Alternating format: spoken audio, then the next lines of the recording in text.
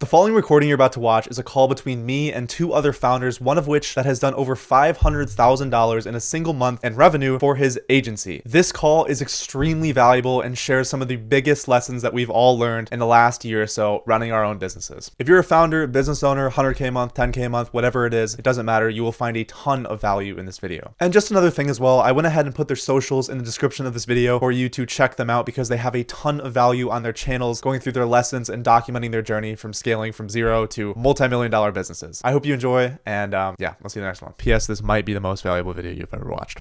Anyways, Owen, how are you doing, man? Good to see you again. I know it's been a while since we've been on one of these sit-down calls. I feel like it's been probably at least a year and a half, maybe two. Yeah. It's just been a bunch of WhatsApp messages back and forth, huh? Yeah, some random sporadic calls here and there, during midlife crises and all that good stuff. Right. But yeah, man, it's been so good. fun. It's been good. We've been living. I'm excited to come into the new year here. It's gonna be a good year this year. So Let's go. Have we ever met before? I don't think we have. We've texted back and forth a bunch, and I think we might have been on some coaching calls at the same time in the past. But I think that's probably it. Yeah, I feel like I everybody know you meets. really well, but for some reason I can't remember a single call we've been on together. I don't know if we've ever been on a call. Honestly, I don't think so. Yeah, that's crazy. Me and Edvin have I've only probably been on, seen you around also. one or two actual sit down meetings like this. Yeah. That's probably it. Nice. We just text back and forth a bunch, but yeah, you guys No, share a lot Jim, of the same kind of ideas that I do and beliefs, and it's always good just kind of Let's go. hopping on with you Yeah. guys. Jim, That's awesome. Owen is one of those guys that you met once, but you feel like you've known him your whole life. That's what I'm 'cause he's, saying. Yeah, I he's so feel like- chill and just comfortable to talk to. Hey, You don't feel like go. you feel like you know them. It's crazy. Yeah, that's what I'm saying. I felt like I've spoken with you a lot, but then I'm like, I can't think of one single time where we've actually connected Right. over the call. I know we spoke Right. about. I think you connected me with a closer applicant a while back. Yes. First time I was hiring a closer. Yeah. Yeah. That's Yeah. sick. Yep, that's Nice. right. Yeah, so nothing crazy. stuff, man. But I'm excited for this call. I was actually looking forward to this. This is some shit that only we type of people would be super excited for. One Yeah. of these calls, just That is so true. just lessons, On a learnings, Sunday. on a Sunday, Right? yeah. It's the most fun Sunday activity ever. So Yeah. yeah. No, these super are the excited. highlight of the week for sure, man. But what I'm thinking for today is, you said you have a few things prepared. I'm Yeah, happy if you run through whatever touch points you want to talk about. Otherwise, I had a few talking points and questions that I'd love to just talk about. But let's start off with your stuff, man. So whatever you want to talk about first, we can dive into.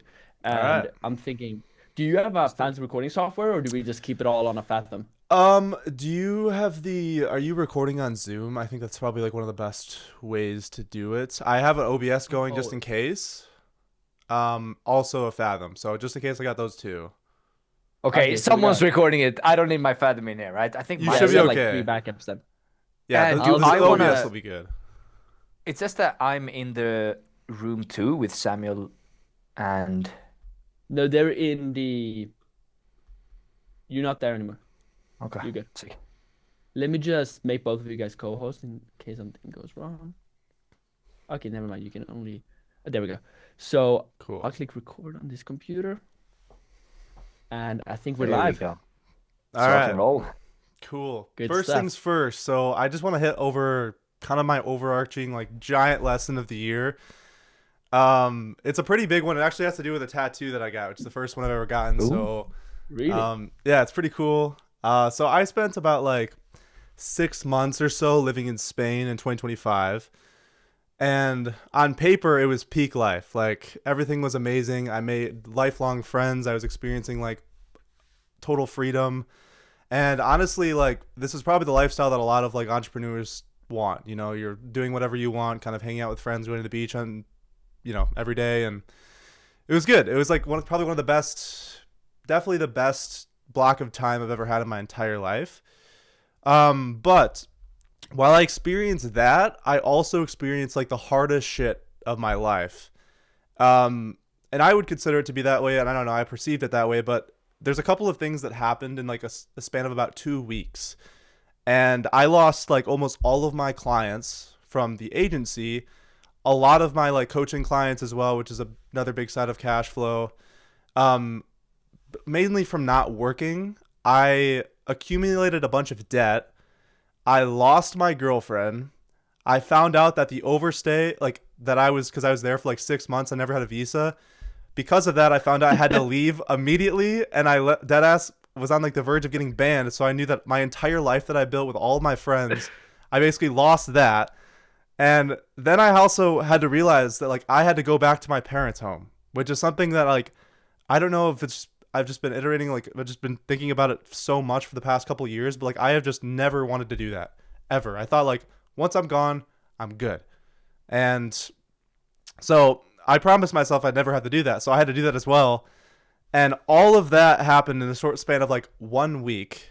And it was really, really hard. You know, I kind of perceived it as like a major loss. Like I felt like I lost everything. And I was having like mental breakdowns, and it was like a very hard block of time.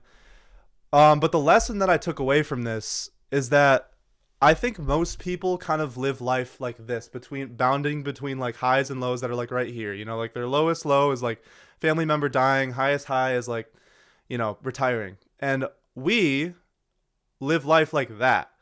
You know, our lows are so much lower, but our highs are so much higher. And so the lesson here is that like you'll experience extreme highs, like ridiculous highs. Like you'll be on a fucking boat in Ibiza out of nowhere, just kind of listening to music, enjoying life, and then the next day you feel like you lost everything. And Yeah.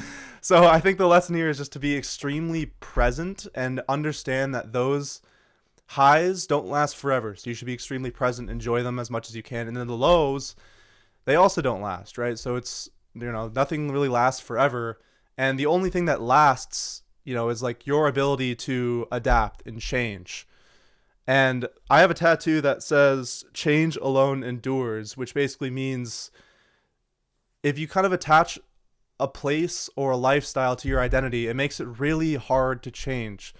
I got there and I like loved it, and I thought that like, oh my god, I'm just gonna fucking live here for all my 20s. Like I deadass had that. I planned out a future with this girl. I did all this stuff, and because I attached my identity to it so strongly, I couldn't change. Like it was super super hard for me. And so the overarching lesson here is just to learn to fall in love with change.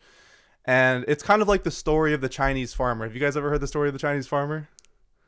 I Yeah. think so, yeah. Yeah. So you know what I'm talking about. If anyone watching doesn't know what I'm talking about, it's like you basically Recap don't. it for everybody's watching. It's a killer story. Do you want me to tell the story, kind of? Yes, please do. Let's do it. Okay, cool. So basically, once upon a time, there was a Chinese farmer, and their horse basically ran away during the evening, and all the neighbors came around in the village and said, "We're so sorry to hear that your horse has run away.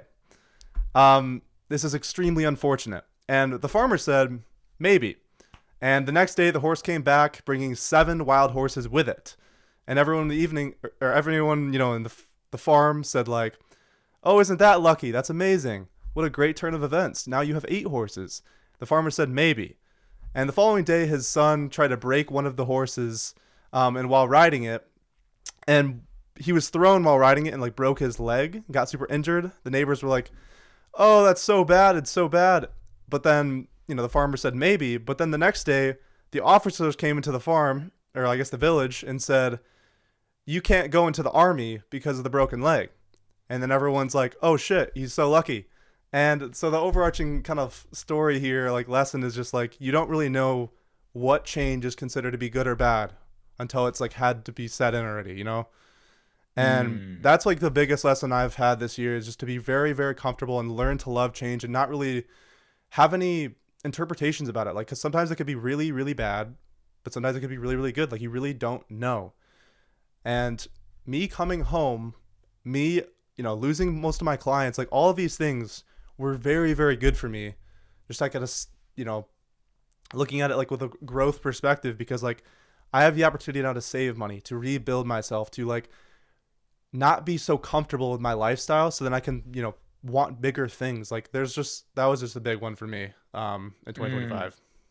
I like that. There's you want to attach yourself to the identity and not the things that you have. I've actually thought about that a lot as well. First of all, the thing you said with like I can't raise my arm now because I have a broken collarbone, but the highs are extremely high and the lows are extremely low. But as long as you just know that when you're at that low point, you will always bounce back no matter what happens. Then the lows aren't as low anymore. It's kind of fine. But yeah, for anyone watching, I don't know where this is gonna go, to be honest. This is Owen. If you're watching on our channels, this is Owen. If you're watching on our channel, then my name is Jim, and this is Edwin. I don't know what should we just ramble on? What do you guys wanna? I think we just Let's go. Yeah. we Owen just had free such a roam. great start of just spitting Wisdom. fire one after one after one. I'm So we can't, nervous. it's like, I'm oh, nervous. can't I'm stop nervous. that. I'm nervous. I'm nervous. I'm nervous. Oh, it's like I gotta prove myself. Let me just talk sauce for 30 Hey. minutes straight. I'm prepared. No, I'm but prepared. for sure, I'd love to. On what you just said, Owen, I'd love to just touch on a few things there. First of all, holy shit, you're such a good speaker, man. I Yeah. realized something. There's very few people that look at and I'm like, holy shit, this is a good speaker. Like somebody who's good at articulating their thoughts, and you're definitely one of those. I Like I appreciate look it. at Matt It didn't feel Shields. that way. It didn't feel that way, but No, No, but it's I true. look at people like Alex Hormozy, Matt Shields, Kale, Owen, a mentor of mine. Those kind of people are really, really articulate. And then there's super successful people like Elon Musk and Layla Hormozy that in my opinion, aren't very articulate, but has still been Right. able to succeed. But I think that's a great trait that's going to help you a lot. Just wanted to point that out. Yeah, Now, for I sure. just want to say, I had a lot of takeaways from what you said, and I was actually sitting taking notes like a kid there, because you said a lot of good stuff that I've almost forgotten or haven't thought about enough. And probably the first one that I wanted to touch on is the fact that you talked about how you don't really understand what's going on or if it's good or bad until you look back on it. And Steve Jobs' most famous quote, I don't know if you guys have ever seen this speech when he was talking for the university, I can't remember which one, but a big university in the US, and he was having a speech, and he said that you can only connect the dots looking backwards. And he told his story. I'm not gonna say it as well as Owen's story, but he was basically talking about how he dropped out of college and everybody said it was super stupid and he had paid a bunch of money for the college, everything. But then because of the fact that he dropped out, he could go to whatever classes he wanted because he kept his pass and nobody knew that he had dropped out because he kept his pass. So he could get into whatever classes he wanted. So he went into a calligraphy class where he learned about typography and so on. And typography is basically different text fonts, right? And he says himself that the reason that he went into that is why we have such a beautifully designed keyboard on our Macs, and that is why we have different type fonts.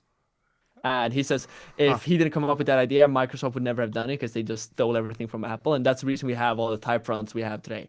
And I love that story of you can only connect the dots looking backwards, never looking forward. So you just gotta trust that what happens today is something that you're gonna be like, oh yeah, that happened, so that X could happen, so that Y could happen, so that we could end up here.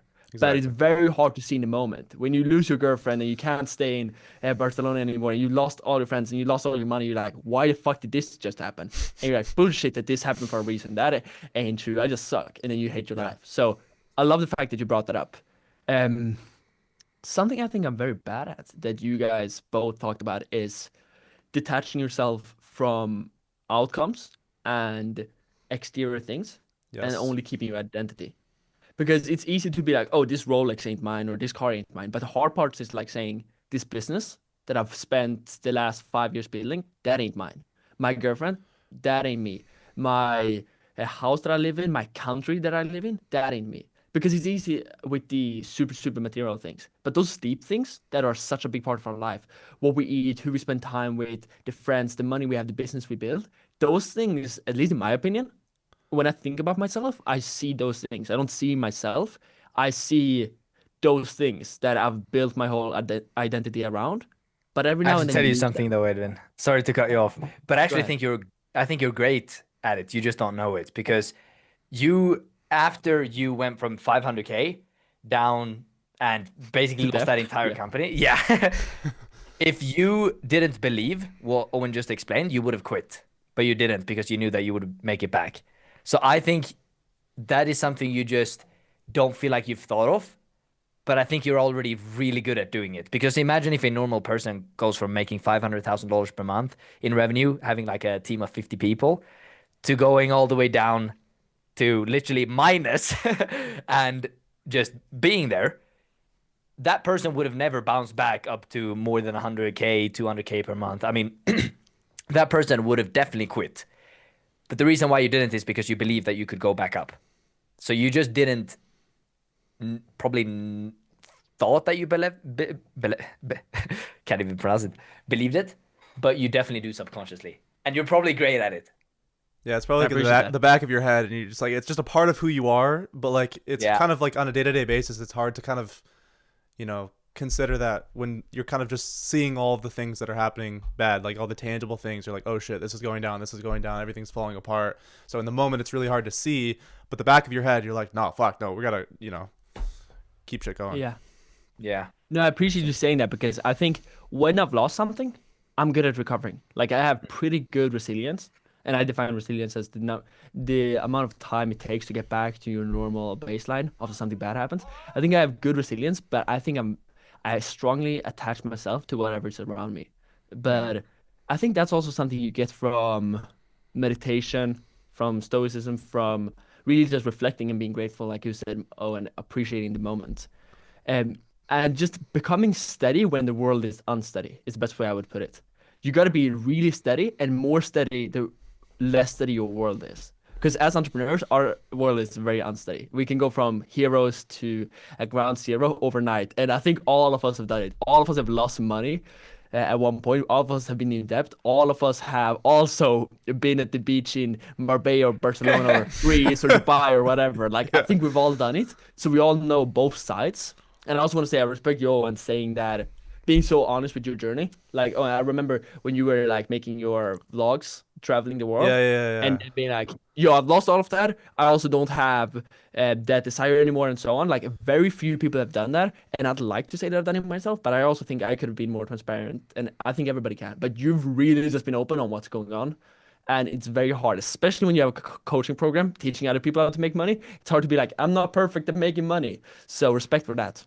Yeah, that's something I push on a lot actually, and that's kind of a big thought process that I have, to attract clients because a lot of like I've had people go with me just because of that reason. Like they know like yes, I'm not at fucking multiple $100,000 a month. I'm not one of these moguls. If you want to go with them, you can.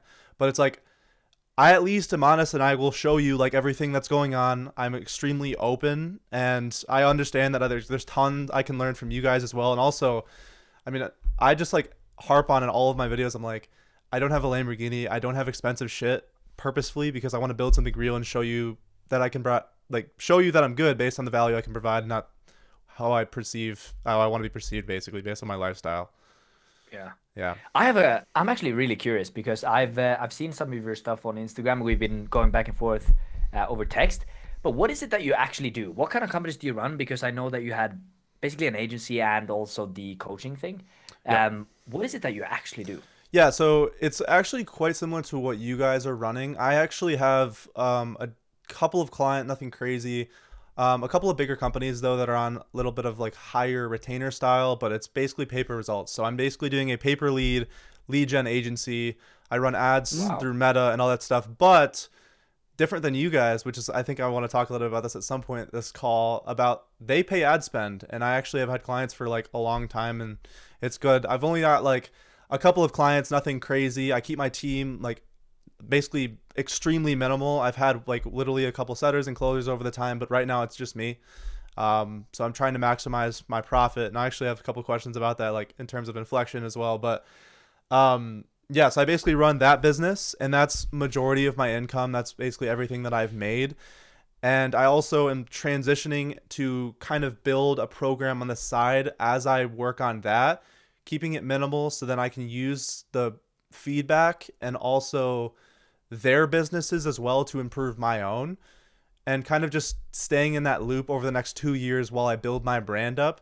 And then hopefully eventually the long-term goal is obviously like make 30 to 40% of my income through the business and like, 60 or so percent from the actual info, just because it's so easy to fulfill and really scalable and lean. That's like my long-term vision, but that's what I do. Nice. So I mean, I primarily, didn't know yeah, you were in paper lead. That's sick. yeah, Let's That's Yeah. go. cool, man. yeah. So Nice. I've had clients over like, pay per close and pay per appointment, just general retainers and PIFs, and I've just found the highest LTV for me have been pay per lead clients. Wow. Um, so I just kind of doubled down on that and decided like, let me just get some bigger companies, a few of them, just a couple of bigger companies that are paying, you know, multiple $1,000s a month, and then I can basically just ramp up ad spend on them and just keep them lean and, you know, happy. And that's been me. So Nice. That's yeah, awesome. I actually That didn't is know that. sick. Yeah, yeah, that's sick. nothing crazy. I kind of position myself as like teaching more of like the AI stuff on my channel, just because that seems to be like what people are interested in right now. But at the root of it, lead gen. That's basically it. So Oh, let's Sick. go. Where the I money's at. Bro, by the way, I need a tattoo here. That looks sick. But I was just reflecting over that when you were talking. I was gonna ask you though, what's the reason you have two businesses rather than one? so the biggest reason is because right now during this type of time of year, because I'm in roofing. My niche is roofing. Yes, I've helped some like general home improvements, so like maybe some remodelers and some other people here and there. But like my bread and butter is roofing. That's what 90% of my guys are. So during this type of year, it's it's winter obviously, and there's snow everywhere. It'll blind you. Holy, yeah, that was white. Yeah, it's like heaven out there. But yeah. So there's really no roofers are paused for the most part. Like all my ads are paused for most of my guys, other than a few companies that want to just keep like a little bit of a profile on during winter. So it's like a perfect time to just double down on info, because my skill sets, like I love making videos, I love content, I love helping um people like you guys, because you guys are fun to talk to and share a lot of the same beliefs. Not all, I guess we've all kind of experienced how terrible it is to talk to a 60-year-old roofer about trying to scale his business. So that's kind of the focus over the winter, just to kind of double down on the program. And also the goal is just to keep it lean, where it's like I don't have to do much for it, and then I can just focus entirely on the actual business. But I got into this whole coaching thing because I got too much resistance from the agency. That was the original reason. And then I was like starting to like lose some clients, and I was like, no, let me just be a coach. It's easier to be a coach. But after I split my focus so much and tried to like balance and having a good lifestyle, I almost lost both. You know, that's what I talked about that moment, those weeks there. And so I kind of had Yeah. to sit down and take a step back and be like, what has gotten me all of my money up to this point? And it's been those clients with those, you know, those B2B partnerships with these higher business, like these bigger businesses. And it's time to double down on that. And so this past 2 months or so, I've been building out this program, focusing more on content, in the hopes that I can start building a brand over the next couple of years. Because I think that's probably one of the most like valuable assets you can have as a founder in general, just having a brand. It allows you to do anything else in the future. But yeah, that's a good question. I'm kind of getting sidetracked, but that is kind of I guess all of the, yeah. which one is the long-term future? So the long-term future is, it's got to be info for me. And I don't look down on that or, you know, perceive it in a different way. And it's kind of just like a typical anything to do with my brand. I think long term is like what I want to do, because I'm looking long term, like 5 to 10 years from now. I like what I do with these companies, but when you have a kind of a brand, you can just like sell different things. You can kind of figure out how you can provide value, and that's what I want to do because that's what I enjoy doing. That makes sense. Yeah, but for 2 years or so, we're gonna double down on the agency and get it to as high as we can, and yeah. So I'm gonna challenge you a bit if you don't mind. Oh, go ahead. Is it okay if I do Yeah, that for the yes, viewers' it channel? is. Yes, it is. Perfect, man. So, um, Info is famous for being an easy business to start, hard business to scale. Yes. Agency is known for being pretty medium, where it's like a service-based business is kind of hard to start, kind of hard to maintain, kind of hard to scale, kind of hard to grow. It's kind of medium, right? So like everything in our agency goes more like this, and I'm sure you've seen Alex and Moses talk about this, right? Yeah, the diagonal While line a info is info like, goes like this, right? yeah. So basically, what it seems like you're saying right now is I'm gonna use an agency as my this vehicle to then use my info product, which is usually this vehicle, to do this with it. So it sounds like you are using the wrong business for the wrong thing. And I don't want to tell you that you're doing the wrong thing. I'm just like trying to give you my input here. Right. And what I would do if I was you is info is the best way to make money fast. Right. So if you're keeping the agency to make money fast, then you're having the wrong make money fast strategy because info is so good. Like you can turn around, and I know this might not seem real for you because you've been doing this for a while, but you can turn around and you can start making 50K a month in take home income from info in like a month. And like Right. Cameron is a great example. He had almost no following. He had like 2,000 followers on his YouTube, same as you do. And he got like 100K on his first month with info. And then he just, now he's still scaling it, but it's not scaling as quickly because that's how info goes. So if it sounds like you just gotta change how you're doing the info a bit. And then that seems, if that's what you want to do long term anyways, why not go all Right. in on that right away? Because that's famous for being good for cash flow short term. While an agency does not seem like what you're passionate about. Right. Jim, what do you think? I agree. I think it depends on what kind of business you want to run. I mean, a lot of people talk about this, but building two things at the same time is extremely hard. It is Yeah. extremely hard. And there are people that do it. Another great example is Cameron, like he runs two businesses at the same time, but I think even he believes it is very, very hectic. It's hard to grow two companies at the same time. And if you know that info is the long-term play, then as Edwin is saying, like the beginning of an info product can go really fast. You can go from Right. 0 to 100K by just selling, sales. And yeah, I guess I think it depends on what your goals are. Right. Because if you want to run an info product and show other agencies how to do it, then being able to also need have to an be- agency will yeah. help. Exactly. That's It kind will of that's help. kind of the aim. Yeah. There's one thing though. I say this. I'll say this. It will help, but it's not required. And if you look at the best info product owners, they do not have another company. Even though they might have done it in the past, they only focus on their info product. The biggest companies. I mean, what's a great example? Maybe Charlie maybe Morgan. Cole Yeah. Gordon, Charlie Iman Morgan, Cole Gadzhi, Gordon. Cole Gordon, Charlie Morgan, Jim Launch, V-Shred, every example is like that. But Yes. some of them have other like I know Cole Gordon. He's spoken a lot about like being distracted, but he's always came back to just doing one thing and what he's doing best. And I think it might be a limiting belief that you need a company just to show that you can do it. Yeah. I think that a Right. better track record is look, I've helped this person do this. Yeah. That would be like a better because sometimes you see like football coaches and they're all fat and like chunky, and they Yeah. can't play football, Yep. but they know how to teach people how to play football. Yeah. But it all depends on what you want to do. I mean, that's just how I see it. It's a hard I appreciate what balance. you say there, Jim. I agree. I totally agree as well. Like I think you guys, this is kind of a thought process I was having as well, and the problem, the way I perceive that, and I'm sure it's some kind of limiting belief. I was watching a video of, I don't remember who, but some coach that coach, whatever.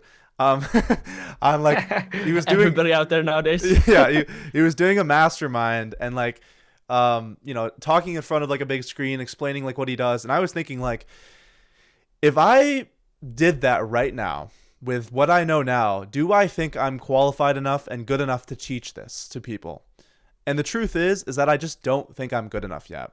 So my thought process is kind of to build the info and kind of position it as more of just doing content every couple days and then just taking maybe a day of the week to do that. Kind of like how Cameron was building, he was essentially warming up License and Scale for like a long time with a 500 a month school group, right?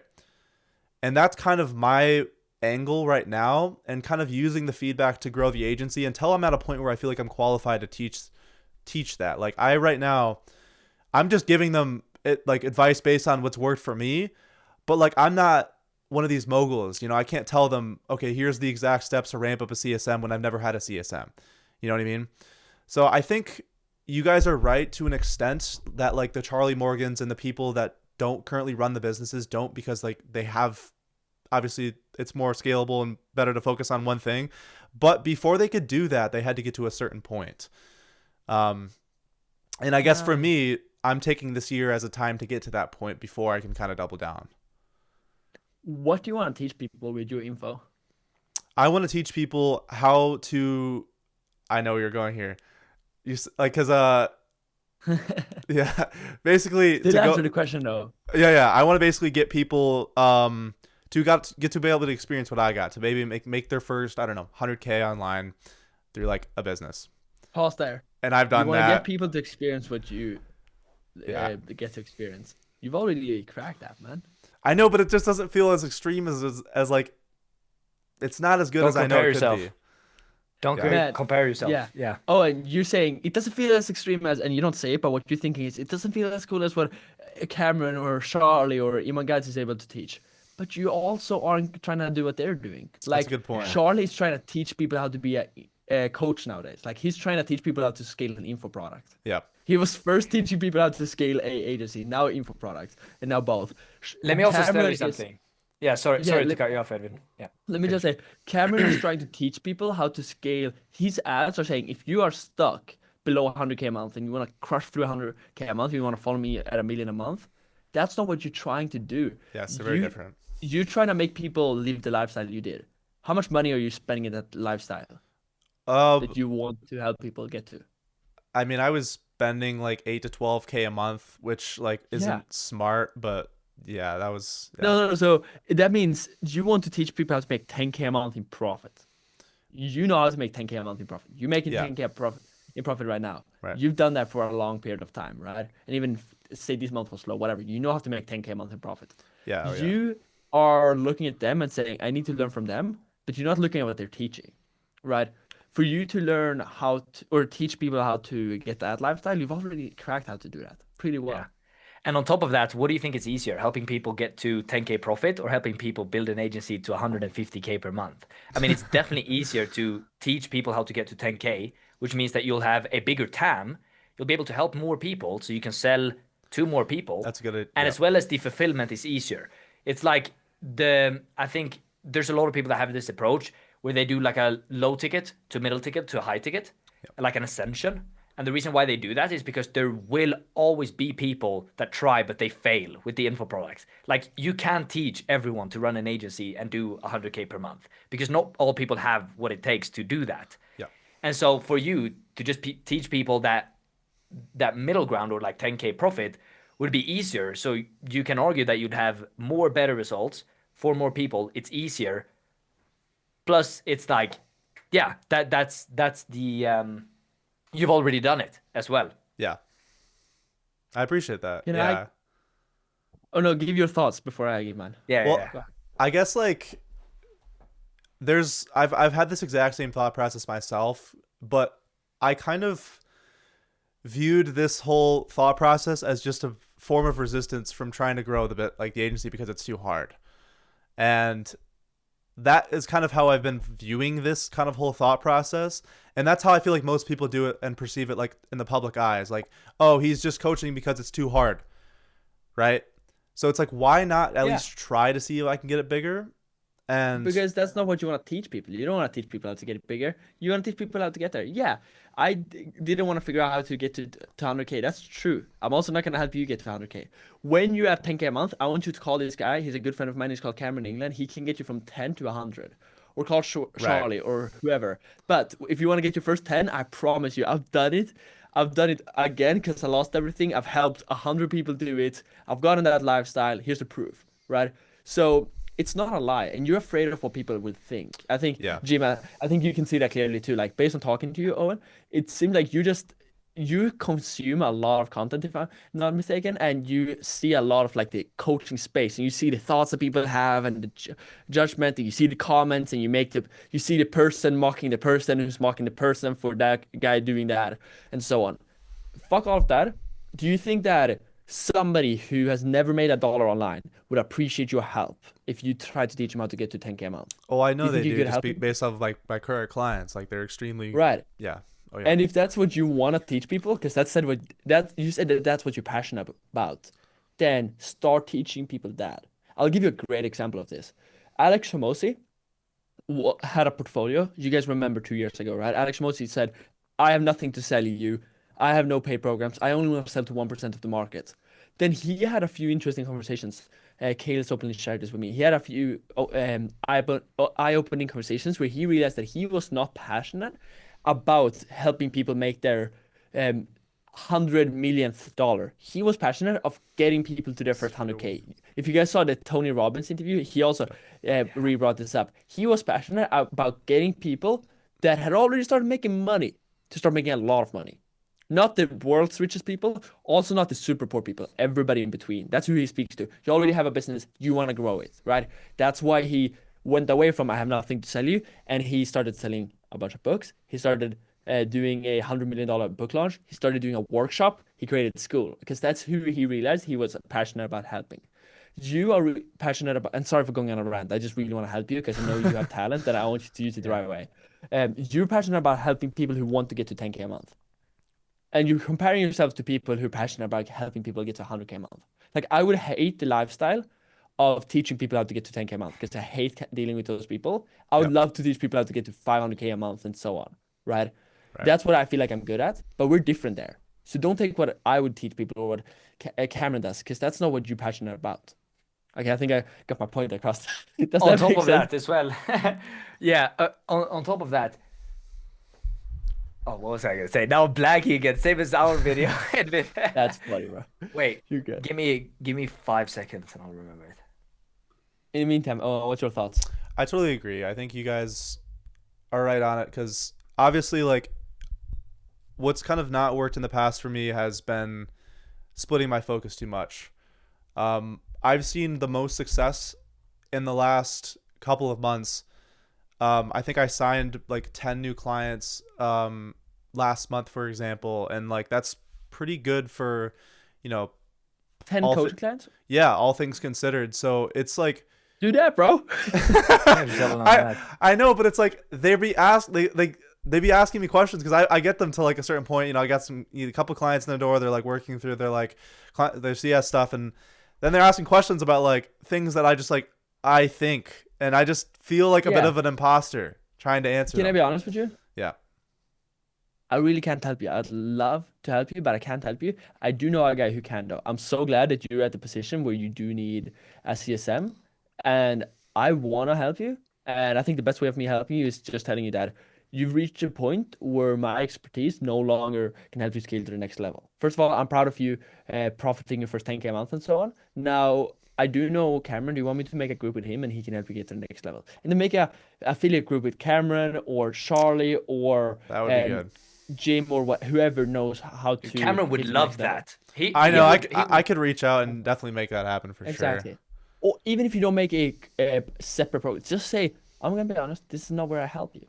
Just like I'm sure you've seen Alex be like, when people ask him about super specific media buying stuff, how to use Ads Manager, he's like, dude, I have no idea. I know how to make a hook. I don't know how to use the Facebook ad Right. library because that's not what he's good about, right? And I remember now what I was gonna say as well. We spoke a little bit about like other people feeling like, or that you haven't done what. Oh, how do I phrase this? You're not scaling your agency to a certain point, and people will see you as like, oh, he just became a coach because it was way more easier. The thing is, you will always have stuff like that, but just at different levels. For someone making 100K a month or 200K a month with their agency, they're gonna have people instead saying, "Oh, it's not true. If it was true, he would just scale his own agency and he wouldn't teach people how to do it. This is a scam." And you're gonna have that at no matter what level, you're gonna have people like that. So I just think you just gotta. It's kind of like picking when you're picking a niche. You're just Yeah. picking Pick your poison. Yeah. pick your poison. Everyone has Either you have downsides. people. Yeah. Exactly. You just gotta pick. Do you want to people to tell you you're a liar, or do you want people to tell you that you gave up early? And both of them, I would say, they're equally as bad. I mean, and it will just. I mean, maybe Yeah. the 100K one is even worse. Like, oh, he's lying. He has never done this.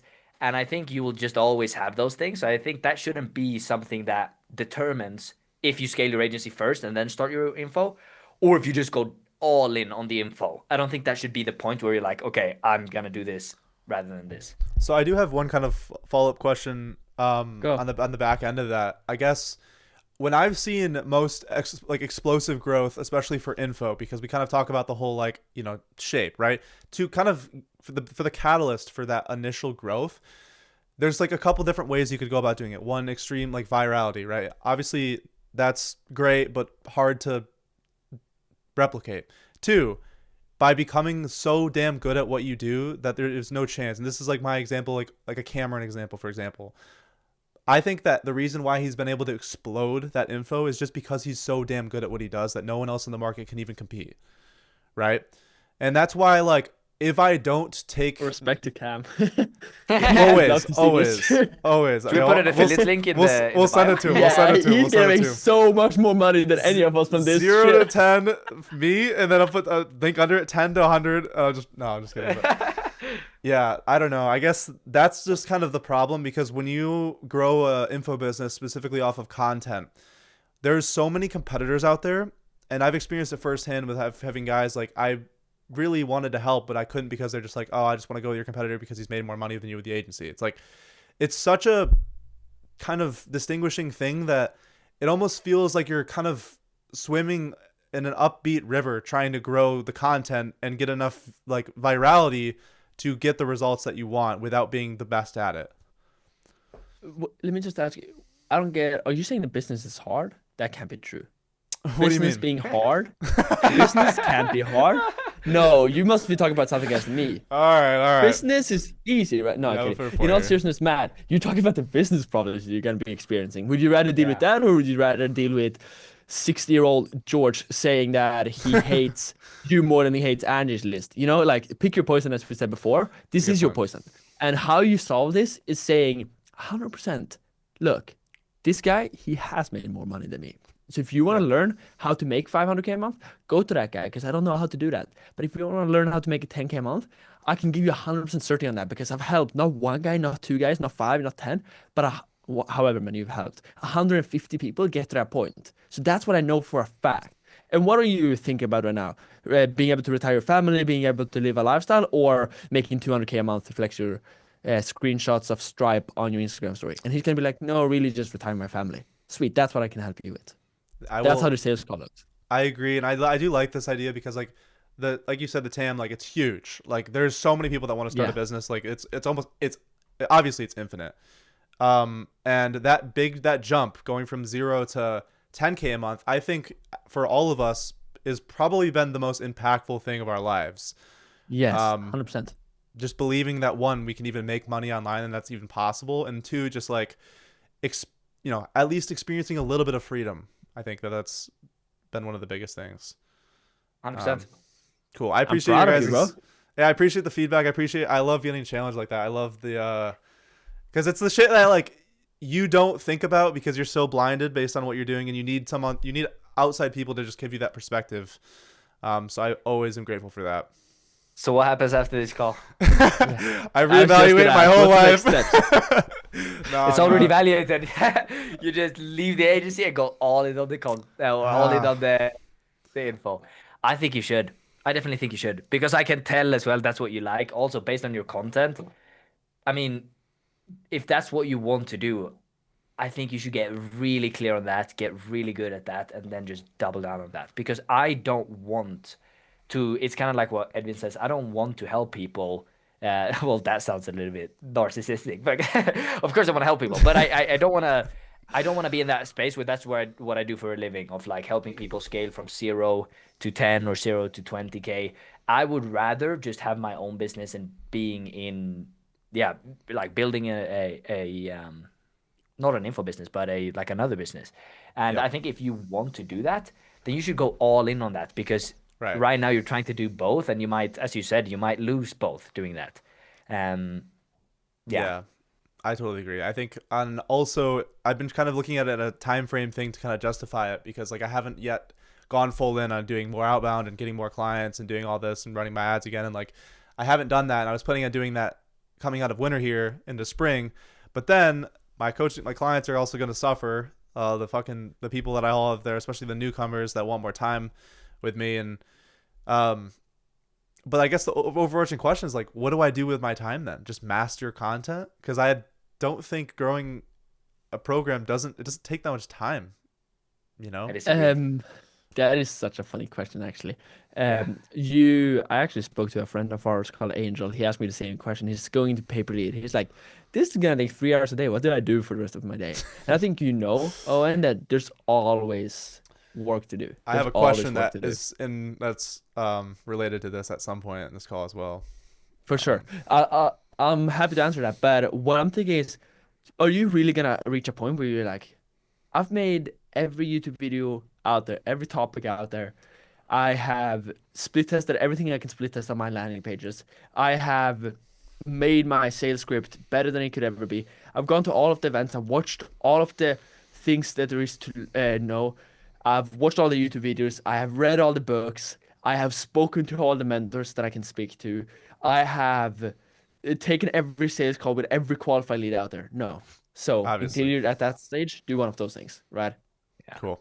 And there's always like as you said, outreach. Like you could create 20 accounts and have 50 DMs per day on each account with like an automation. If that's the way to scale, I don't know if that's the best way to get clients. But you could always create more ads. You can always. Yeah. There's If you're always gonna stuck, be things to need. Yeah, or things to do. if you're stuck on what do I do now, you always do one of the core four or one of your outreach methods. So I'm guessing you're It's gonna, just content. uh, yeah, exactly. Then Yeah. whenever you're stuck, you just make another piece of content. Yeah. So whether that is, okay, I've already made 7 shorts today, but I have nothing left to do. Let me do another 70 shorts. Then I have 3 shorts a day every day for 30 days, right? Or Right. whatever. I can't do math. Fuck. But you know my point. If you're stuck with what do I do, do more content. I agree. I have with a you. Never limit great content. Yeah, I have a great recommendation for your content. Do you know who Nick Setting is? Oh yeah. I think You he's know him, doing like. Owen. You've I met him in real life, haven't I you? love Nick Sitting. Oh, you've met him? Yeah, I was at He's a friend this with is sound Eric this is Cavaliers. gonna sound super Ah. braggy. I was on the beach and on the Rixos in Dubai, and he was recording ads. And so I met him there. Yeah, Yeah, I have never spoken with him. I have no idea really what he does. But what I've seen is that he grows and he started from scratch with an info product. I think he went from literally like 5K to, I'm assuming he does like at least 600K, 700K per month. Um, He does that and much now? I he's think got so. software now. He went into the software game, and I think he's crushing it there. Oh, really? Yeah, he does a Really? software Yeah, I haven't that seen like that, but it like it's like a DM setter, but a program like a software that does that automatically with like AI. Wow. Via Instagram. It's a cool software. Yeah. I think Eric's got equity in it as well. Cool. interesting. Yeah, but I would I would look at people like that that have went from, let's say, 10K, 20K, 30K with info, 50K with info to 500, 600K or whatever you want to scale it to, and I would just look at what they were doing. You're And so yeah. You guys are. I had a feeling this would come up because I feel like Edmund always says something along these lines because the fact that like you kind of need to close that like I don't know that potential gap and just like if my clients for example if they're not at what I've gotten to myself then I can still help them and Yeah. so because That's another thing you can always do. Call your client to be like, what do you need help with? What are you working on? Let me co-work with you. Let me show you how to do it better. right as for referrals, yeah, Always help them. true Yeah. yeah it's I guess you kind of I don't know I've just kind of felt like I can't provide as much value.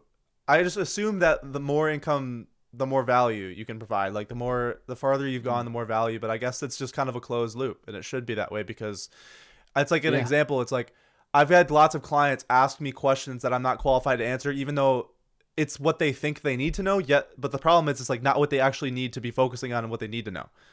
then get good at communicating what you just said. Like get good at telling them, hey, even though I can teach you that, you need this to be able to get to the next point. Yes, most of the You And don't need a CSM. You need this. I'll say a last point to hammer this down, and then I promise we'll move on from Yeah, this we- topic because you're probably tired of it. yeah But for sure. do you think, I think you're better than Elon Musk or Bill Gates or Jeff Bezos at teaching people how to get to 10K a month because they're so far away from it. They're so far away Yeah. from it. They have 100,000 employees. Jeff Bezos has 3 million employees. He can't teach somebody how to get to 10K a month. He doesn't remember that. He was unprofitable for 9 years, and then all of a sudden he was a multi-billionaire. While you have lived that, and now you've taught people how to do it, so you're the most qualified. The bigger you get now, the less qualified you get, because the further away you get from that reality, and you want to live in that reality. You want to live in the reality of like, I remember how it felt trying to get to my first 10K, because that's who you're helping. You gotta know Right. their pains, their pleasure. Yeah, Yes. Jeff Bezos would be like how to get to 10 locations instead of 10K. Like that would be Yeah. that would be his info product. 10 countries covered with your software. Yeah. So, I Critical would say this. information. I would say this. Next steps that you definitely I would do if I was you is like, don't close down the paper lead. Yeah, it'd be 'cause that's stupid. the ending It'd be in stupid to cash throw flow. away the clients that are giving me money. Yeah. 100%. Yeah, stop spending time selling on it and just maintain it. And try to cut down to like 1 monthly call max, like very short, as little time as possible, like less than an hour a day. That's what I did with my paper appointment offer. I'm spending no time on it, but it's generating 50K a month in recurring now. So that's pretty nice. Then you can do the same thing. They're easy. Then with the with the coaching, what I would do if I was you is I would sit down and I'd spend 3 hours tomorrow or today. It's not even late for you, so you can do it today. Just write. I know this is gonna sound funny, but write 100 thumbnails or ideas to YouTube videos, and just write so many ideas and just brainstorm on ideas. Because then when you have that open loop of 100 YouTube videos you gotta create, and this goes for anybody watching this too, when you want to get the stuff done, you open the loop. So like you can write, if you gotta make ads, write the 100 hooks, because then you're gonna be forced to making these hooks into bodies, and CTAs. Otherwise, you're gonna have wasted your time. So you make 100 YouTube videos, and then you're never gonna be like, I have nothing to do. Because whenever you think that, you're gonna be like, oh shit, I have my 100 list of YouTube videos I gotta record, and so on. And then you have enough videos for like 2 months. Right. Make sense? Yeah. That's another thing. I know we kind of keep tanging on or whatever, but like, it's kind of hard to, because most of your content has to be obviously like on the client side. Like you have to, because I can't like say, oh, here's how I signed this many clients a month and this is how I scale it to the X amount, because like if I don't run it anymore, it's not fully, truthful and transparent. So it's like I have to make clients based on my client's proof, or my content or whatever. So it's hard to kind You of. can still say, here's how I scaled my agency, because you've done it before. That's a good point. Yeah, for sure. Now, bro, this 1 day ago, 3 day ago, 7 day ago, 10 day ago, 2 weeks ago, you were posting every 3 days, right? Yeah, 2 or 3 days. Last two videos have been flop. But if you scroll down like a week or two, most of them were getting like pretty out. All of them were outliers. So that week right there, it signed me like 10 clients. If you scroll down like. Yeah. So Yeah, how many that's clients cool. have you signed in total on your coaching? Oh, over the last like year, probably like, not a lot, maybe like 30. The good thing is it compounds as well. By the way, more views you start getting. Guess how many videos you made on your YouTube channel? half of them, I know what you're getting at. Half of those clients have come from the last month and a half, because that's when I've been focused on content. Okay.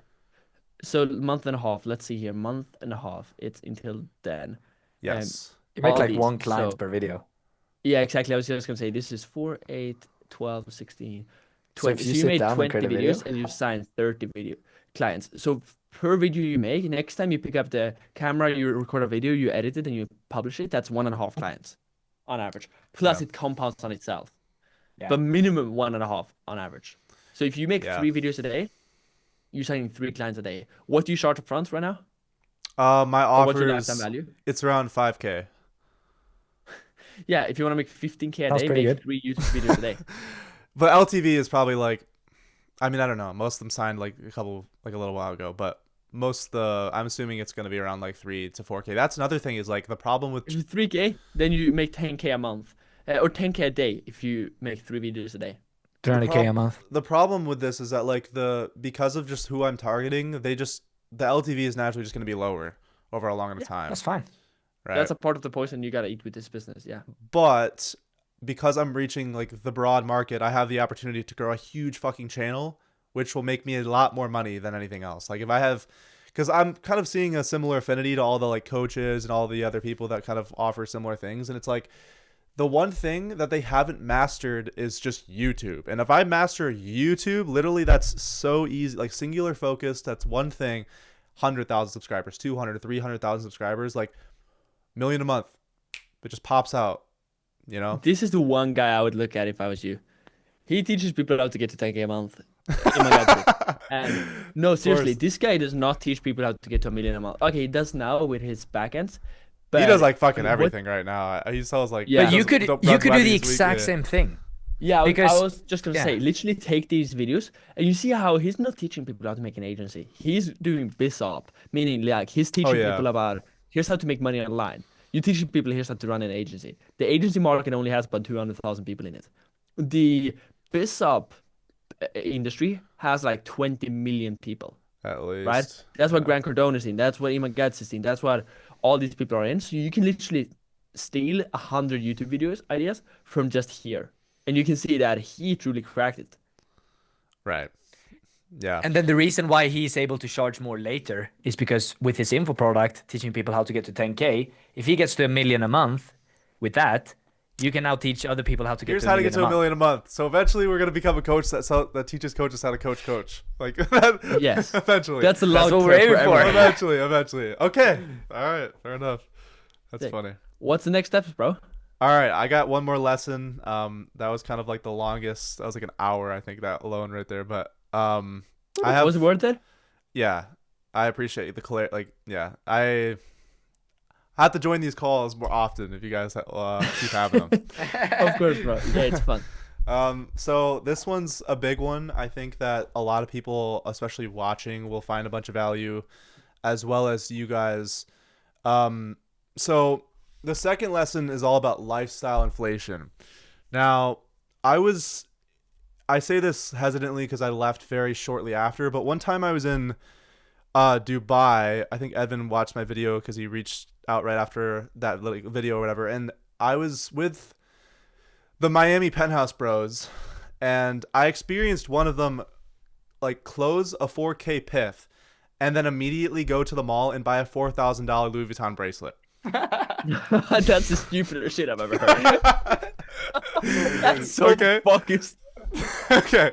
And so these guys claimed that they made tons of money, you know, they're like 70K a month profit, all this stuff or whatever. Like, and so I got super fed up with it. I was like, okay, bro, like how much money do you literally have right now in your bank account? Like open it up and show me.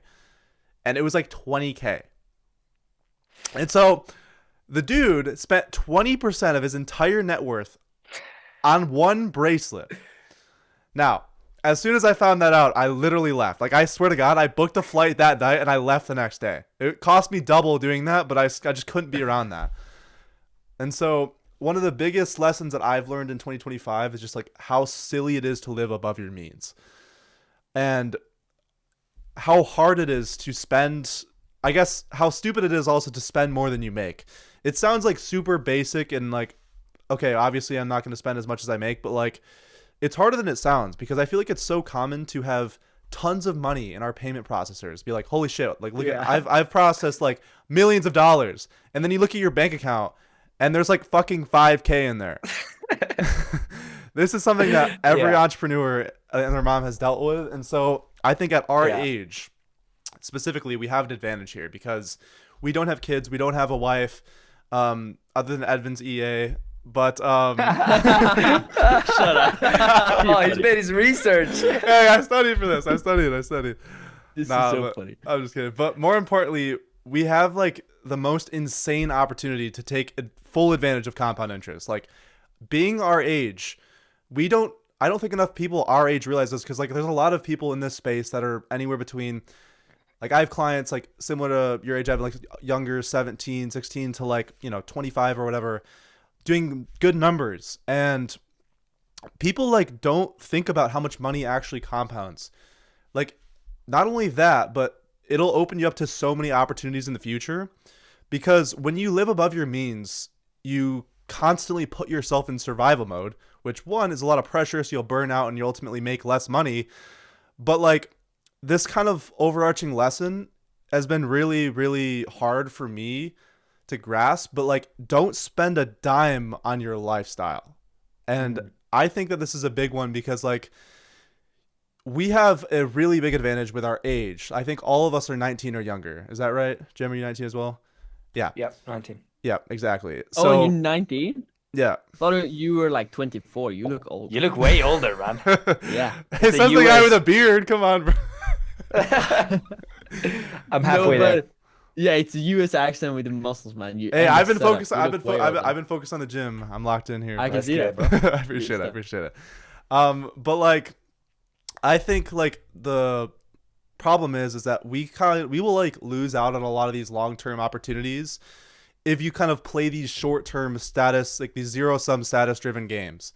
You know, by buying cars and buying apartments. And I experienced this firsthand. I spent like, I mean, it's not crazy, but I was spending like 12K, 8 to 12K a month for a while, which is not smart given the fact that like I was accumulating debt, I was losing money, I was losing clients. And it's just like, if you want to play this game of business long term and succeed over the long term and have these higher, you know, opportunities with these equity plays long term and actually truly experience compound interest and like put money in like and truly experience that as you get older, it's like dollars become so much more valuable.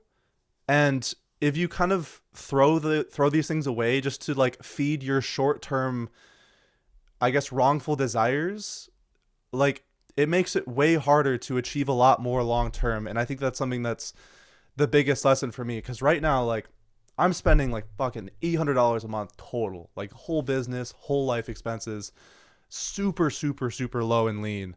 Respect. And- That's less than my office, bro. You make me reconsider my life choices. Just super cheap. But like, obviously I'm Yeah. living with my parents. I'm living in a cold environment, which means I can't even fucking go outside because it's 5 degrees out. But like, I don't know. I just, long term, if you really think about this, where, like, why we got into this business model, like, we want to have freedom and do cool shit, build cool things. If you don't use your dollars for you, like, long term, then you're not going to get those same opportunities. So take everything that you make and save it or invest it, not fucking spend it. That sounds simple, but I feel like nobody does it. And it makes me excited because the people that understand this, I know that we're going to crush all the people that don't, especially given a 10 or 20 or 30 year time horizon. Yeah, that's true. Do you know the company Lovable? Yeah.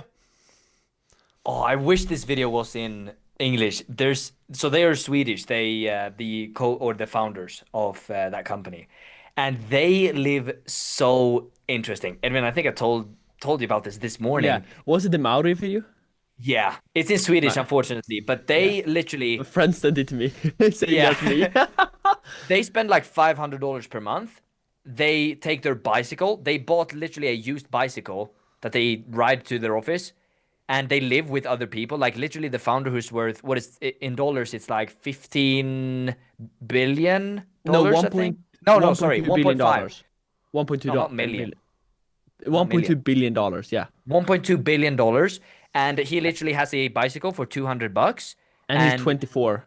and he's 24, and they were like, "What's the last thing?" They asked him like, "What's the last thing that you bought?" And he was like, I think it was like underwear." And they were like, "Okay." And he was like, he bought the underwear from his other co-founder. Like he bought All it right, from. that's like- low key a little too like. It's a little bit insane, but people shouldn't look up to the people with the crazy, like the crazy watches, the crazy cars. They should be looking up to the people that are doing it because they love building actual businesses. And that business, they grew. Edwin, I think you know the metrics on this, but they grew from 0 to 1.2 billion. No, To $2 billion in 9 months. Yeah, And then to $2 billion in 9 months. In 2 years, they went to $6 billion, and in 9 months they went to $2 billion. Yeah, and they don't even, like, they take their used bicycle to their office, and they live for like $500 a month. Can I give my thoughts on this? I actually have a slightly different opinion than both of you guys on this one. I feel like all three of us have lived both. We've lived this super cheap, and we've also all lived like spending way more than we should. Yeah. And my thought process on it is you should never spend more than 30% of your profit if you want to grow your business. If you're happy with your business, you're maintaining it, then I think you can spend up to 50%. But if you want to continue growing, you should never spend more than 30% of your profit. Yeah. So if you're I think. profiting Yeah. 15K a month, you should never spend more than 5K a month if you want to Yes. continue growing it. If and I'm happy for you guys to give your thoughts afterwards too, but if you are, you should also never spend less than 10% in my opinion. You Yeah. should never spend less than 10%. And the reason I think that is otherwise, unless you truly enjoy using your friend's underwear, I don't like that. And It's a obviously little that's bit not. extreme. Yeah, no, but it also, I Oh my also don't, god. I think if you enjoy, because I don't know about you guys, but from what I know from you guys, you also enjoy having those headphones you got, oh, and you enjoy having the microphone, you enjoy eating at a dinner. It doesn't need to be the 100%. most expensive, but it needs to be good food. So I Yes. think as long as you enjoy spending money, which I think most people do, it's very, very few people that don't. I think you should still spend more than 10% because what I see that doing to me, which is what I do right now, it actually makes me enjoy my business growth more because I feel like, okay, I'm not irresponsibly spending money, but every time I have a lot of profit, then I actually like 1 month, not too long ago, I think I profited like 80K. This was after my like split and everything that went wrong, and that was really good profit for me. I haven't made that in a long time, like 80K profit, which isn't a bunch, but for me it was good. But then when I got to, I decided to pay myself 16K that month, which is sounds a lot, but that's 20%. That's nothing really, right? And Yeah. when I pay myself that, then I felt really good because then I was able to take my parents out for dinner. I had like 10 of it left by the end of the bank account, and I saw how my personal bank account had grew. Yeah. I know this is gonna sound stupid because most people hate taxes. I felt good paying the taxes because I actually know that taxes in Sweden goes to the right kind of things. I felt the same Um, thing like 2 weeks ago. Yeah, I forked out like a yeah, I bunch of like money. I paying was like, taxes. oh, this is yeah. Yeah. And then I also that weekend or that week I went to Marbella with my girlfriend and we spent a lot of money there and I did not feel bad about it. So my end all outcome is like if you enjoy spending money, spend more than 10% because it's gonna make you happy, but never spend more than 30 if you want to Yeah. continue growing. Because if you I spend more think than 30, you can't take risk anymore. Right. And yeah. I just want to say one last thing do whatever makes you happy. And also, look, Jim, you said don't look at the people who spend a lot. Don't look at the people who spend nothing. I actually think look at the people who seem the happiest because Mm. some people seem really happy spending a lot. Some people seem really happy spending nothing. Most people seem really happy spending somewhere in between, right? Look at the people who seem the most content with their life and seem to be the people that you admire the most. So, like for example, I don't admire Elon Musk, so I can take some his learning in business, but I don't want to model his life because I don't want to be divorced 5 times, Yeah, right? he does look The Mm. pretty person that I miserable. would say, yeah, the one that I would say I'm the closest with is like Imangatse. I don't enjoy his business content because I think it's under my level. I don't think that his businesses are super cool, but I think he's the closest to the life I want to live.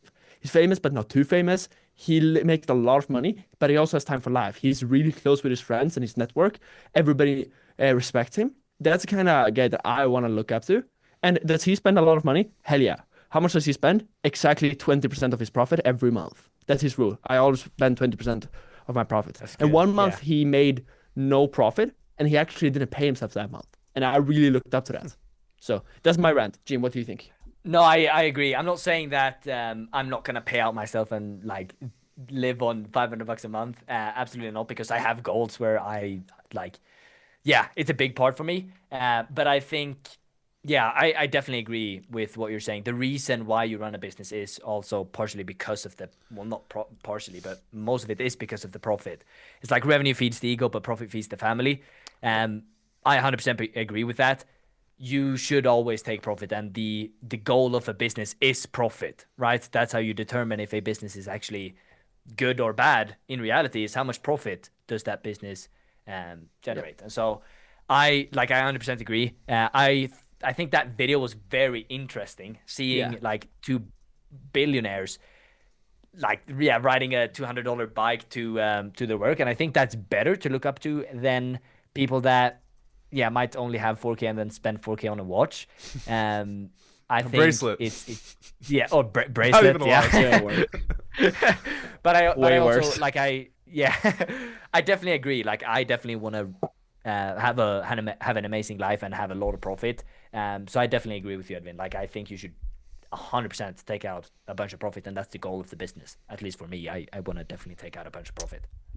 So, what are you guys' thoughts on kind of taking this more of like an extreme approach, kind of in relation to seasons? Because obviously, like ideally, we'd love to be balanced 24/7 for like long time horizons, but like kind of like an Iman. Like he's extremely balanced. He's been doing this for a while. He's kind of spends the same amount that he like obviously he makes a lot more and more whatever, but like kind of because like right now, for example, because we have that big advantage of just our age in general, like we could literally sacrifice 3 years of our lives and literally be set for fucking like life. Like you could like exit, have 3 years of just absolute insane grind and sacrifice where you don't spend anything, and then before you know it, you have like a couple $1 million sitting in like I don't know the S&P 500, and it's just compounding every year, and you live off the residuals, and then you don't have to actually worry about taking profit out of the business anymore. So it's like, what are your thoughts on taking advantage of our age to just throw all of like a ton of sacrifice, almost unrealistic, where you can't sustain it for your like your life, but setting yourself up, your future self up, so then you can live better later on. Yeah, I Jim, I'll let you go first because I got some opinions on that. Okay. I think I've kind of trained myself to be that way where I just right now I am sacrificing. Like I only want to work, but I also believe it's good to enjoy. Even though you are in like a season of like work, which might be 3 years, might be 5 years. I think I will probably work a lot for the next 5 years to come. Like even after that, I'm probably gonna work a lot, but will still have periods where I take time off. Yeah. I think it depends on who you are. Some people love working. If I didn't work every day, I would be very bored. I think I would have Yes. nothing to. I It's just Yeah. like I don't know where to put that, channel that energy. If I don't work, so I think at the moment I am just working. That's what I want to do. But I also want to enjoy other things. So it's kind of like I I think having seasons is good. It depends on who you are as a person. Some people they Yep. want to work 4 months to go 3 months and do whatever they want. I think I'm more of like I work till I'm like burnt out and then I take a week off and then I'm like I get super bored so I go and work till I get burnt out again. Like that's the kind of Yeah. cycle that I have right now. Um, Yeah, but yeah, Edwin, what do you think? this one is interesting. It's I hard. might disagree with you guys again here. I'm gonna preface this one with I don't think I'm right on this one. I'm just gonna share what I've found works for me. I think this is one of those so individual questions. I think all of us can say completely different things, and if there's three people watching this, they're all gonna find different success in each one of the peer or the methods that we share, right? Oh, and you talked about like sacrifice everything for the long term. Jim, you said like sacrifice everything, but also take risks whenever you need it and so on. What I found from my life is I don't, I used to sacrifice everything. Last year, I spent a big period of my life really sacrificing everything for, I was trying to hit $1 billion in 12 months. I'm saying this as if nobody knows my story. Some people might know, but I was trying to hit $1 billion in revenue in 12 months. So I was sacrificing everything for it. My relationships, I left the girl that I was trying to get together with that at that time, now my girlfriend. I became very distant to friends, even business friends like Jim. We were friends, but we became pretty distant during that time.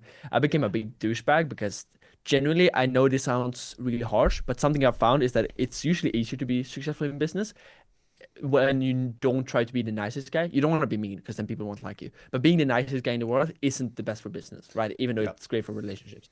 So I sacrificed everything. And what I found was that if I did that, yes, I was gonna get a hell of a good life in the future and so on. But then what I found after that, where I'm kind of at now, is I don't want to sacrifice everything.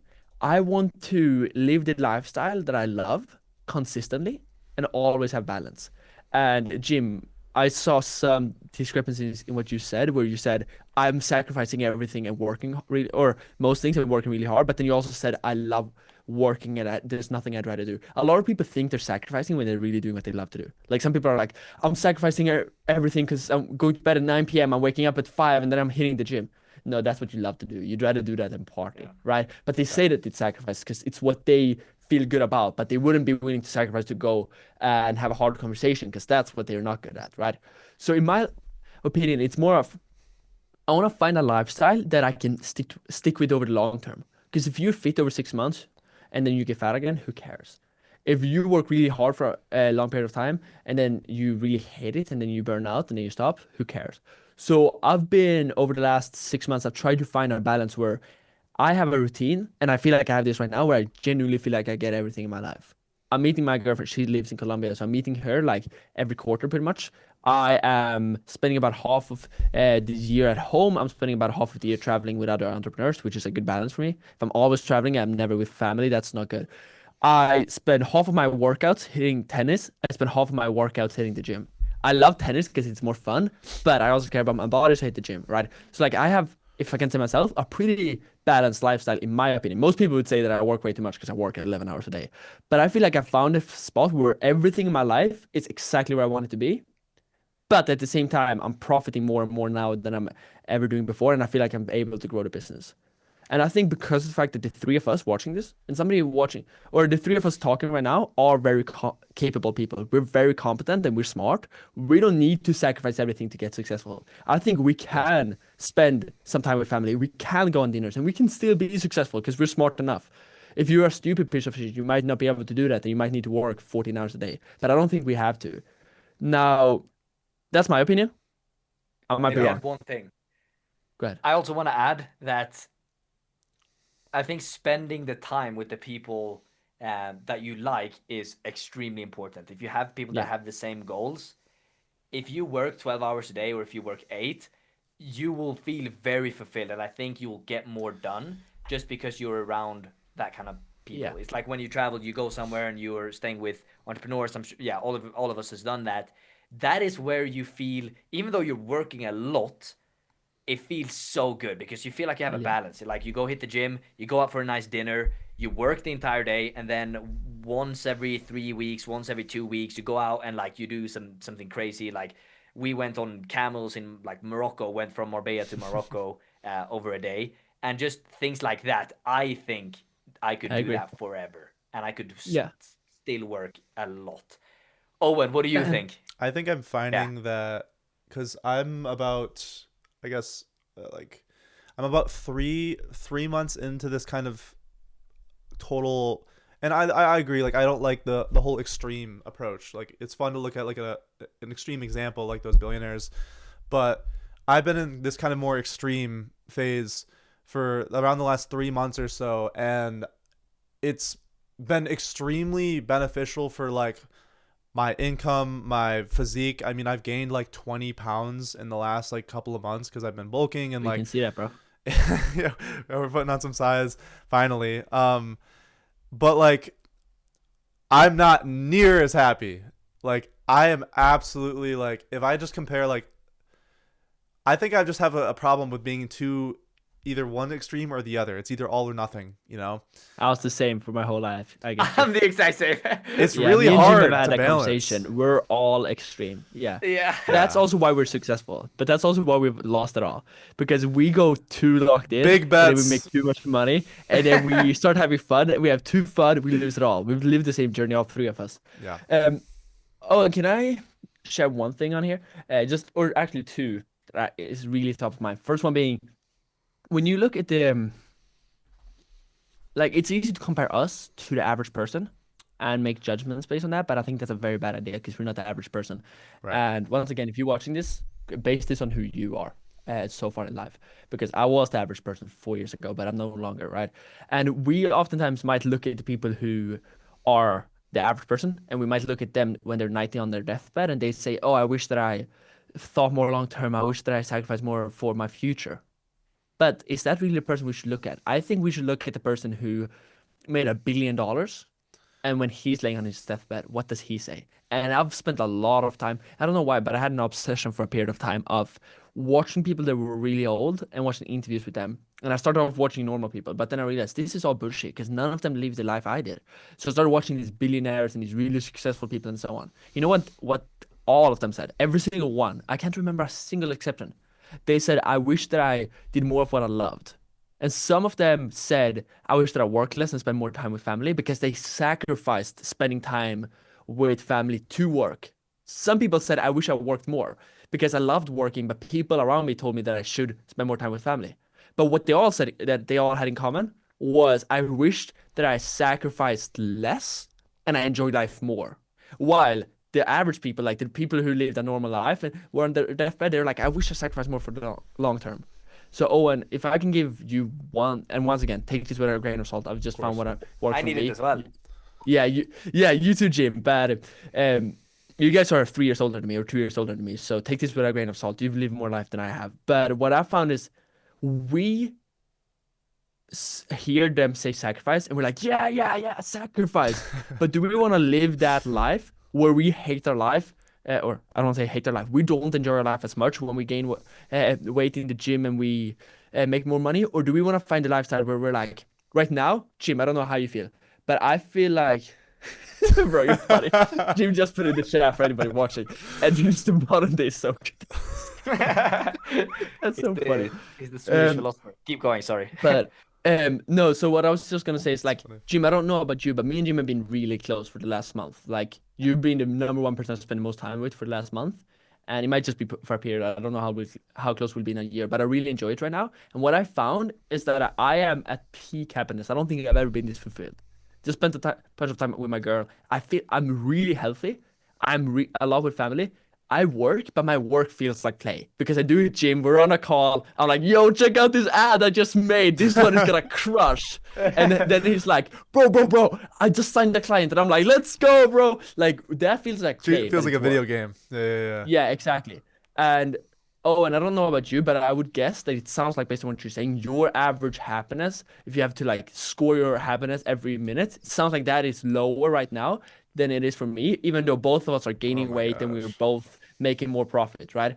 So I would say try to find, and this is just once again what's worked for me, try to find a balance where you're able to get those things, but you're also able to enjoy life. And even if that means maybe only gaining 15 pounds in the gym rather than 20, you're gonna have enjoyed life more. Because that's what every old person tells us that they wish they would have done differently.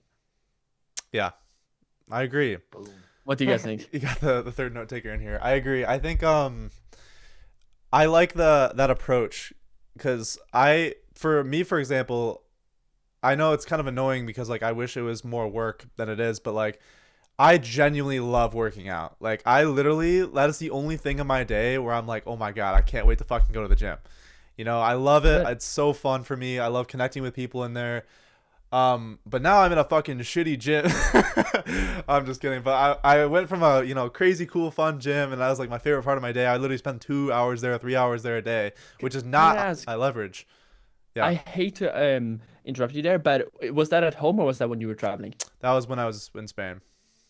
Yeah, I was gonna say, because otherwise that is a good example of, we were talking about spending money before. I think that is one of those things. You love hitting the gym. Don't fucking sacrifice. I will always spending buy a money nice in that gym, bro. I will always get the nicest gym I can possibly Because there get. are Yeah. things we enjoy. It's not a bracelet for us, but for us it's a good gym. For me, it's a good tennis racket. I'll probably spend $500 on tennis rackets in the last 2 months. I've got a Like, good one I should show you. But yeah. oh yeah, it's not better than mine. But I can use Hey, that. let me grab But- it. Maybe the guy who bought the bracelet, that's what he loves. Yeah, Cursed who in knows? case. Probably not, but maybe he genuinely loves that. And if that's the case, that we're excited about that one thing, then we should spend money on that, right? Yeah. Jim, I what do you think think? Yeah, I agree. I definitely agree. This is going on for an hour and a half. Do you think anybody's watching this? Holy. Like this exact minute? You think anybody's watching or everybody's clicked off? I think so. Well, maybe in like a couple of years, when it's like headlines. When we're all super famous, then a bunch of people are I watching can't it. find it. I don't know where it is, but Ah. no, people are definitely watching. I definitely think so because, I mean, my This channel. needs to go on all 3 of our channels. This is some sauce, bro. Yeah, my channel. It's not big, but I think there'll definitely be some people that want to stick through. And I also have, hey, So we got the Prince. And Jim is like, what the fuck is this? I'm not putting this on my channel. I got the Prince lightweight racket. This is basically the world's best racket for beginners. It's really good for somebody who wants to get into the sport but doesn't know the sport. It's impossible to miss with this racket. Like Jim, you'd crush it with this. This Oof. Don't try me. this Next time we meet, we're doing is- tennis.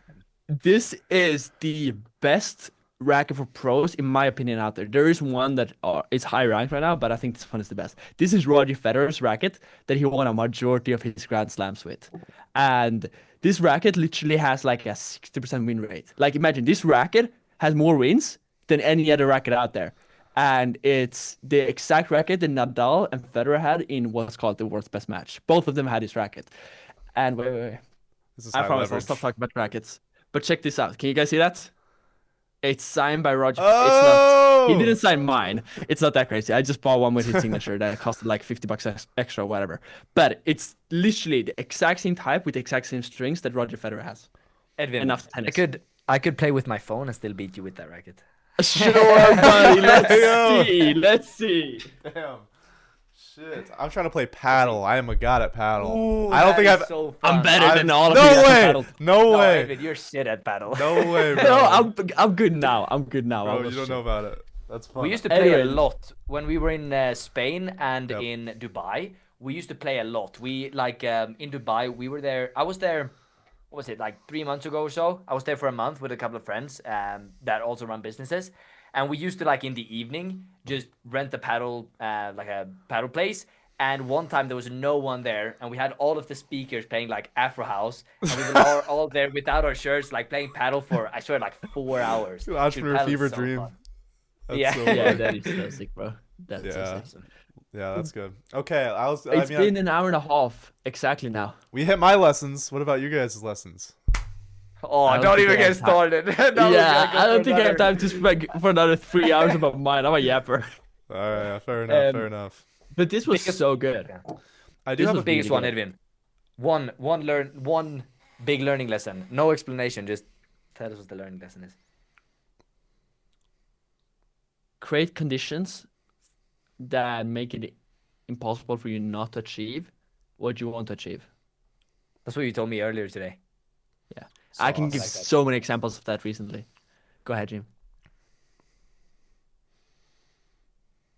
Oh. I gotta say the biggest one right now is about delegating, like learning how to properly delegate. Yeah, that's definitely the one. Going further on that, because I also want to know, Edvin, after having managed a 50 plus person team, how would 49. you? Alright, sorry, my bad. How would you Yeah. answer his question? Check my YouTube video. that We me and actually Jim did just this recorded today. Yeah, we recorded Okay. a video this morning about this. All right, Oh I'll just man, watch that later. it's out of my YouTube soon. It's gonna be out before this one, I think. How to delegate it? I would say, in a one sentence or two sentence answer, it's make somebody else watch what you do. No, actually, this was in the last video. I think it's basically about it's the make sure you get the DOD right and people. stuff. No, Yeah. yeah, make sure you get the right people. Make sure you train them the right way, and then make sure that you give them the right instructions. That's the three. Get them the right, hire the right people, train them the right way, and give them the right instructions. If you do all those three, you're gonna succeed. I go more in depth on our last week, so that's like the 17th of 18th of January. We made a video about it. That one is Yeah. pretty in depth on how to go about that. We spoke today as well about like I've had a bunch of team members like hired the right people, but I've still been in the trenches like working on things that I shouldn't be doing. The diamond. Yeah, From Yeah. Ozzy. exactly. Oh yeah, from Maddox Ramosi, right? No. Yeah, yeah, Yeah. yeah. The when. Yeah. When, how, Um, what, why? Yeah. Or That's blockage. right. Yeah.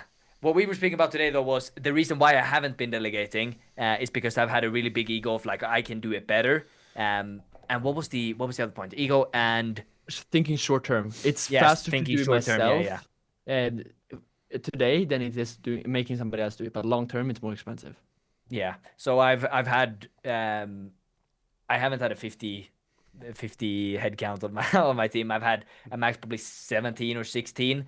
But even though I've had a really, really big team, I feel like I didn't utilize all of my team members.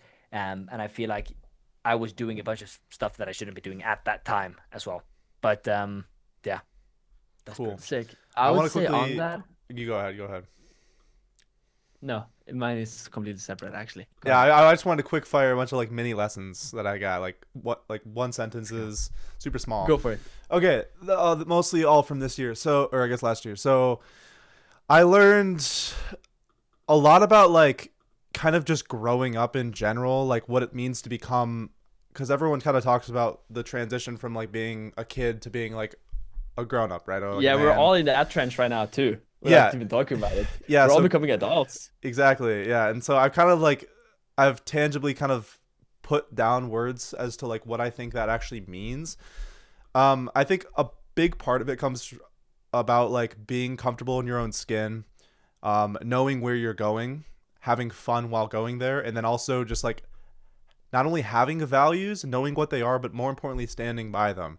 That's probably the biggest thing about that I've seen that kind of differentiates, I guess, children from men, I guess, if you want to say. Because I've had like, I dated a girl that was 24, like way older than me. And it was my first ever experience of like being with like a like a proper relationship. And I learned that like, I guess kind of more about how to become that type of person, more capable, mature, and all that stuff. And that most of that maturity comes from having values, knowing where you're going, having direction in your life, which all of us obviously do. Um, so that's one thing. Oh no. um, so also I It's doing learned. the same thing, just so you know. Yeah, I know. I'm just playing around, bro. But Yeah, I don't know. Another thing is I learned you shouldn't scale a business with ads until you have a solid foundation. yeah, Um, hell yeah. big having a brand or having cash flow, whatever that looks like. I learned that if you can handle the volume, take your own sales calls, unless you can't handle the volume. Um, Everybody loves hiring closers. I know Nobody it's so needs a fun. I closer. don't want to take a sales call, but it's like, why not? Like, yeah, Yeah, for anybody watching this is such a side nugget, but a closer should be the last thing you outsource, maybe after high level marketing. Like you should probably get a media buyer early, but you should keep making the ads for a long time, but except for that, you should not get a closer early. Like you should be at 100, 200, depending on your model, 300K a month without hiring a closer. I At agree. the optimal business, you're just taking sales calls all day until you hire a closer. I'm pretty And how do you sure. know when the right time to hire a closer is? When you could make a compensation structure that is profitable for your company. And if you were on that compensation structure, you would earn over the OT for the role. Anyways, go on. I think yeah, that's 100% right. I think that what I'm kind of grateful for and I have the opportunity to do, and I think I'm going to be very, very careful about this, is like I have the opportunity with info especially to like literally get to 100K a month with like maybe a setter, and that's it. That's it. Yeah. And Better that's than a like VA. yeah, that's like Even the that. the superpower of this business that I think I'm going to really harp on because the problem is that like I don't learn much about delegating and all this stuff, and I haven't had a giant team before, like maybe at most like 4 or 5 people. But so there's lots of downsides to that, but the profit looks good. So I've had a hard time balancing like what should I be doing manually, because ideally like the biggest founders and stuff in the space are just pretty much spending all their time on just straight up content and like high leverage like thinking, bigger decisions. Um, so yeah, that's a side tangent. But anyways, I also learned to never confuse limerence with love ever again. What does that mean? It's like basically you are in love with the idea of them and the future that you could see with them instead of actually them. Like being almost in love with how they make you feel instead of them. That is a huge fucking lesson that I've learned because I was at a harder place in my life when it comes to business, when it comes to like just kind of overall my stats. And I found this person and she kind of filled all of the gaps and made life feel okay. And I began to like feel as if I was like better than I was in every domain. And I felt like I was so happy knowing damn well she was just a hole. Like she was just filling a hole for me. And I fell in love with the feeling of that, of feeling so complete. When the truth is that I was just avoiding the truth, which is that everything is going Yeah. wrong, but she makes it feel better, and I'm in love with the fact that she makes it feel better. So This is like I think I said this earlier, but this is like Uguay giving advice to his To wait. to Panda. What's his Yeah. name? Have you watched Kung Fu Panda, Owen? The old like the old shriveled kid. Yeah. Guys, what's the odds of this? I was at a probably the first birthday party I've ever been on for like 2 years. Literally on Friday, and we watched Kung Fu Panda together, the four number four, and then you say that, bro. That's so Yeah. funny. So that's Fire. another That's one. nice. Yeah. A couple more quick fire ones. I learned that happiness comes for me largely from peace.